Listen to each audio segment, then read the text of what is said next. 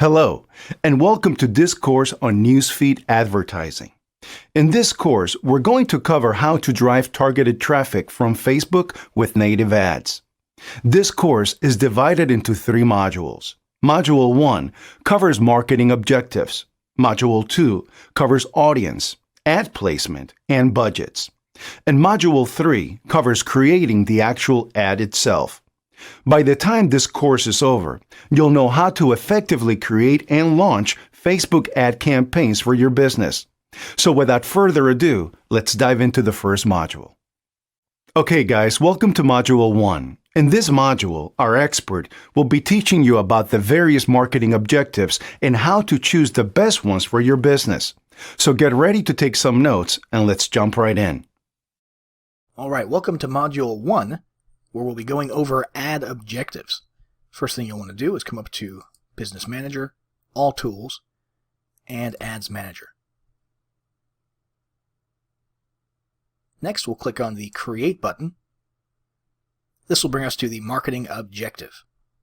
Now, a lot of people like to just dive in here because they're excited about getting their ad campaign running, and they go with traffic, because traffic sounds like it has broad application. However, that's a huge mistake. You really need to sit down, think about your marketing objectives and goals, and choose the correct marketing objective before moving forward with your ad campaign. Let's go through some of the more common ones. Brand awareness is basically about getting your product or your service, or your brand identity more specifically, in front of as many people as possible within your niche or your desired audience. Reach, on the other hand, is similar, but it's not going for a certain type of people or type of demographic.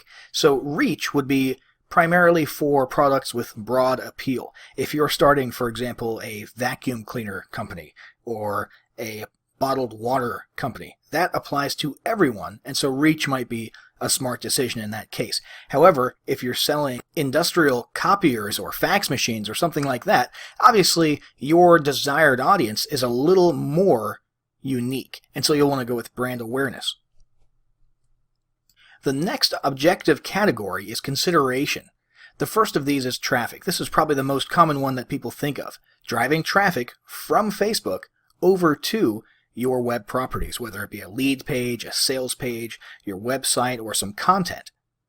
Now, there's a few different types of consideration besides traffic that a lot of people don't think about too often. Engagement is designed to get exactly that, engagement, likes, follows, shares on your actual Facebook content. App installs, if you're in the mobile app industry, is also an option underneath the consideration category. Video views for video content. If your business is video content heavy or video content centric, or if you have viral content that you're hoping is going to increase the reach of your brand, then video views is a good objective to choose. Lead generation. This actually allows you to create lead capture Facebook ads, Facebook lead ads within the newsfeed that don't even require people to leave Facebook. And this is a very powerful, relatively new tool. Messages are another awesome approach, and probably the newest big trend in Facebook marketing in recent months. With these, you can actually get conversations started with prospects and potential customers inside of Facebook Messenger and actually leverage Facebook Messenger as a marketing and sales platform. Next, there's conversion. This category is probably what you want to look into if you're really looking for bottom line revenue generation, sales, if you're doing conversion rate optimization, if you're driving traffic through funnels and you're trying to create a self-liquidating offer, that type of thing. Conversions are different from just general traffic because you're driving specific types of actions inside of your web properties or across multiple pages of web properties, and Facebook will actually tweak and affect your ad performance based on these goals, and with the help of conversion tracking, which is also provided by Facebook. Next, there's catalog sales. Now, these ads will automatically show items from your e-commerce store. So if you have a Shopify store or a WooCommerce store or something like that, you can actually have your target audience see your ads for specific products from your store with minimal manual work on your part. This is a great opportunity if you're running an e-commerce store and you want to drive leads and potential sales from Facebook. And finally, there's store visits, which basically means foot traffic. not digital, but foot traffic, trying to get Facebook users who are somewhere local to you to come into your actual place of business. So there's a lot of excellent marketing objectives here. Facebook has done an excellent job over the last few years of tweaking the way that it lays out its marketing objectives and adapting its ads to your objectives to help you get the best performance and the best results for every dollar you spend on your Facebook advertising campaigns. So to keep things as broad as possible, we're going to go with traffic for this example. We'll make our campaign name Traffic01. We'll hit continue, and we'll move on to targeting in the next module. Hey folks, welcome to Module 2. In this module, our expert will be covering audience targeting, ad placement, and budgeting.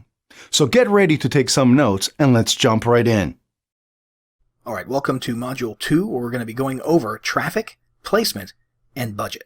So prior to getting to this point, obviously you will need to have done some market or audience research. You need to have an avatar of the ideal customer or prospect that you want to go after with your Facebook ads. So for this example, let's say we are creating a new sports drink and we want to get our new sports drink in front of people in the fitness niche. For locations, you can get very creative here. If we wanted to, we could just leave it broadly at the United States, but let's go ahead and go with one specific city. Once you choose a city, you can actually go with a radius around that city. Now, for our purposes, let's just say we're trying to sell our sports drink to anyone in the United States, so we'll choose the United States as a whole. Now, I haven't studied up on the fitness niche, but let's say that we did, and that our research indicated that ages 21 to 44 were the most active buyers of sports drinks within our audience. Next, gender, we could choose one of these. We'll set it to all. Languages, not really a factor here, but if you wanted to, you could choose specific languages. And then for detailed targeting, we can actually dive even deeper and make sure we're hitting the right people. Let's just type in the word fitness and see what happens. So Facebook is already giving us a whole lot of suggested interests, behaviors, and even employers and job titles that we can choose here. Fitness consultants might be interested in our sports drink, so we could choose that.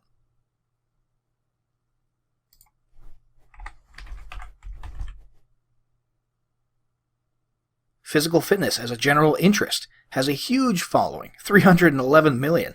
That might actually be a little too broad. So let's go with men's fitness, a little bit more narrow. And while we're at it,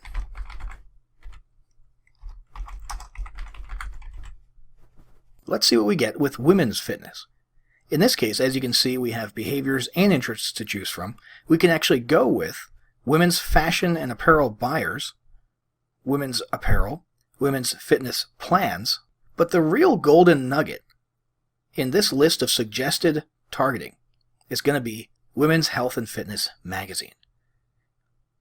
Women who have been identified by Facebook as having interest in this magazine are a very powerful market to go after for a fitness product. It's not just someone who at some point in the past liked a page that had something to do with fitness. This is a specific brand, an actual magazine that exists, and we can imagine that the people who are listed by Facebook as being interested in it might even be subscribers to the magazine, or at least dedicated followers on social media. So let's say that we're good with this set of targeting right here. Let's say we want to narrow it even further. Let's say 3,500,000 is a little too big of a reach for us on our first ad run, for whatever reason. Let's go to narrow, and we'll type in another interest. Let's try gym and fitness clubs. Now, when we chose that, our audience shrunk to 150,000 people. And that's because Facebook uses AND logic instead of OR logic between these two boxes here. We're narrowing. So in this case, anybody who wants to be in our audience must be a part of this audience and any of these three, rather than this one or this one or this one or this one. That's what narrowing does. It's very powerful. In this case, we actually narrowed our audience a little bit too much. So we can click X to remove that and logic, and we'll proceed forward with our 3.5 million people potential reach. Moving on to placements. It's becoming more and more recommended to choose automatic placements because Facebook, as a platform, is very smart. It knows what's going to get you the best results most of the time.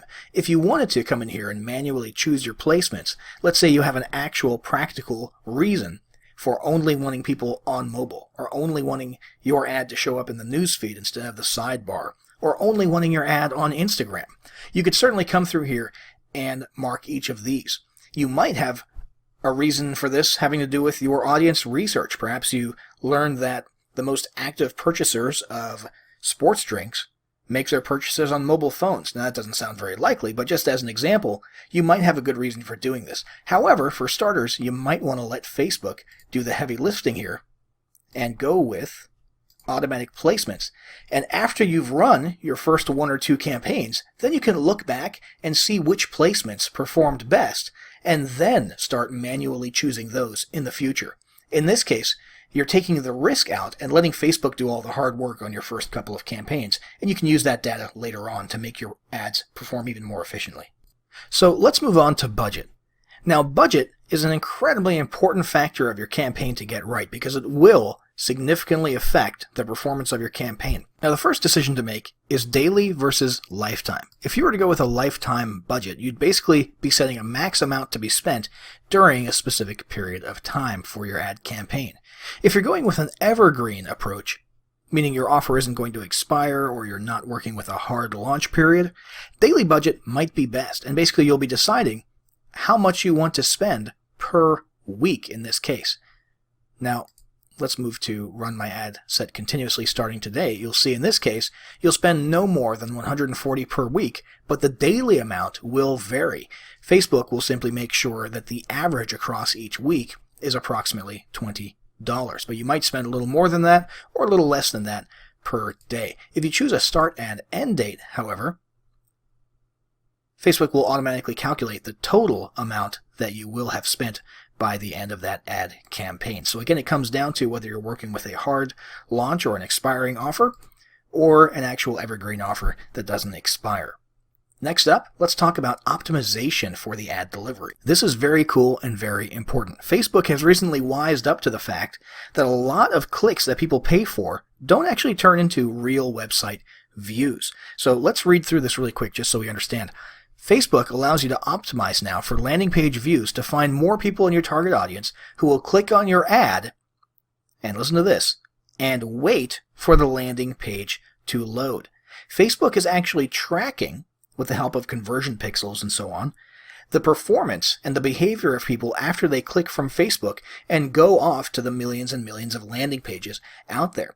And they know, with their algorithms and with their data, what type of people are more likely to click on a landing page that's relevant to them and wait for it to load, and what type of people are more likely to click once and instantly bounce because they're not willing to wait for the page to load, which is a surprisingly large amount of people. So let's say we're going for clicks to landing pages instead of just general broad clicks. Now, other options here would have been impressions, which basically you're just paying for how many people are going to actually see your ad in their newsfeed or pop up in their sidebar and so on. Or daily unique reach, which basically sets a maximum for people to see your ads once per day. Now, we'll stick with landing page views for the purpose of this example. Bid amount.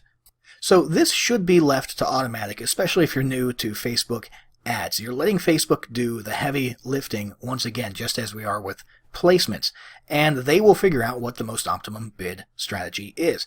Don't worry about choosing this and thinking that Facebook is going to rip you off and make you pay more than you should be for your ads. Facebook knows that the better performance and better bang you get for your buck, the more likely you will be to continue giving them more money. So they will make sure that your ads work as good as possible. Now, if you wanted to go the manual route, you'd actually have to choose your bid amount and set it per landing page view. Again, that's an actual view, not just a click.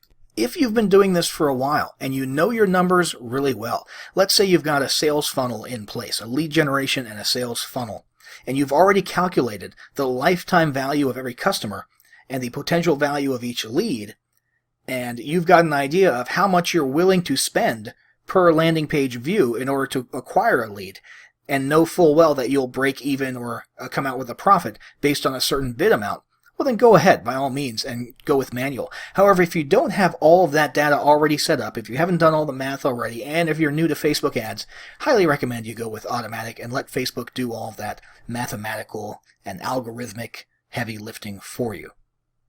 Now, with the landing page views optimization option, we will get charged for impressions, and that is set as the default. However, if you were to choose a different option, you'd see a more options link here, and you'd be able to choose things like certain actions, such as clicking a link, or if this was a Facebook lead ad we were setting up, it would be for every time someone actually enters their email address and becomes a lead.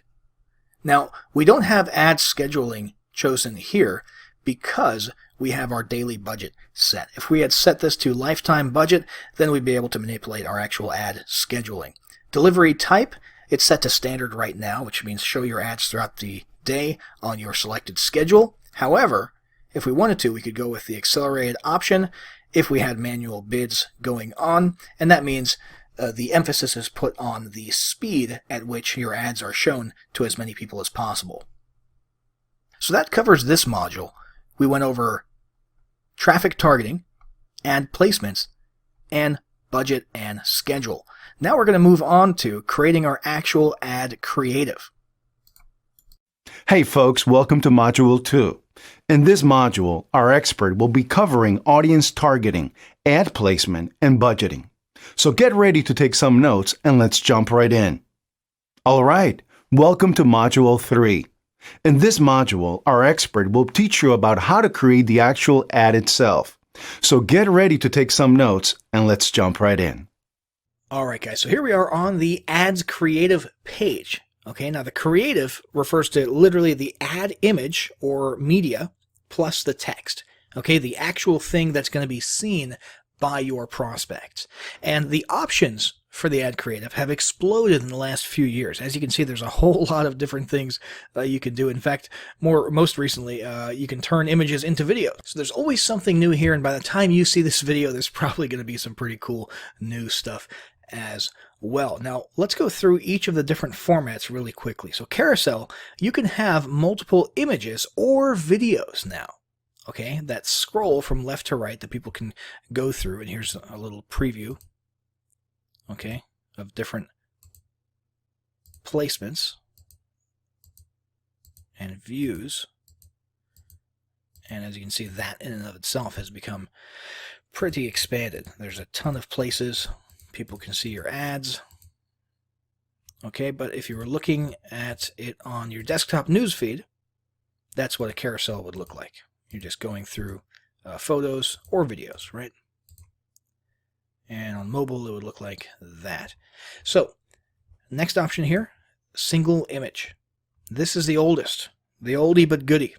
Still, in my opinion, one of the most powerful ones. Most people should just be using this for the sake of simplicity, and that's what we'll be doing as well. Unless you're running an e-commerce store or something, in which case, collection might be relevant. We'll get to that in a moment.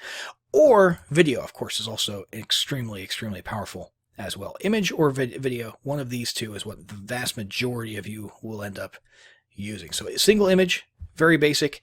The image is not the ad. That's very important. A lot of people come in here and they think they're going to make an image and they're going to have a bunch of text in the image, trying to convey their message. That's not how it works. In fact, your reach can actually go down considerably if you have too much text in your image. Okay, they got rid of the old rule where your ad would be disapproved if it included more than 20% text, which was kind of hard to map out. You used to have to use a little ruler and make sure you would see little quadrants or sections, and it would tell you if your text took up more than 20% of your ad. But now, instead of disapproving, it just affects your reach, which is not good. You want to make sure you maximize your reach. So the image is not the ad. It's very important. You want a compelling image that makes people stop and look, and then the ad is in the copy. Okay, it's in the text. All right, I see a lot of people trying to do Facebook ads, and the text is almost nothing. It's a couple of lines, and then the ad is right there, and they try to squeeze, just as much text as possible, but stay within 20%. And that's just not how Facebook ads work. That's not good practice for Facebook ads, okay? So we'll probably end up using this for our example today. But first, let's go on to single video, okay? Basic video ad, all right? It says recommended length up to 15 seconds. You can go longer, okay? But if you want the max reach and retainability, retaining people's eyeballs on your video, then 15 seconds, up to 15 seconds is good. They're recommending short messages, short but sweet messages that get people to take action, right? And also having the shorter length increases the chances that it will be able to show up on placements, other placements as well. So for Facebook, 240 minutes max is pretty long. But for Instagram, you'll see here, that's pretty short, 120 seconds. Okay, so you're limited there to just 2 minutes long, or it won't be able to show up on Instagram if you chose that as a placement. Rewarded video is the final one where you have actual restrictions on placement, and that's 30 to 60 seconds. So if you're interested in these placements, you want to try and make it as short as possible. If not, then hey, go for it. 240 minutes. Why not, right? The next option here is a slideshow. Okay, it's basically a video ad that loops through a bunch of images. Okay, you can show 3 to 10 images in a video up to 15 seconds long, and that's pretty cool. Okay, I see a lot of those.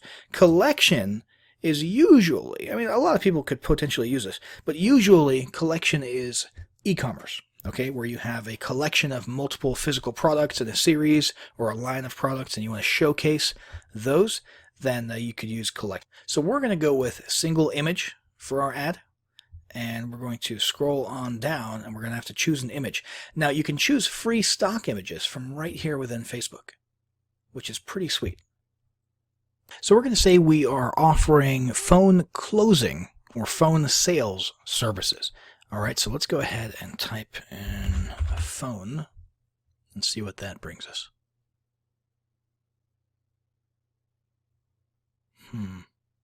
There we go. Dude on a phone. That's pretty much all we need. Okay? It's a good-looking stock image, and that's really all we need. So let's come on over here to text. I'm going to paste in some copy. Now, this copy, you'll notice, is long. And it's supposed to be long. In fact, it can be much longer than this.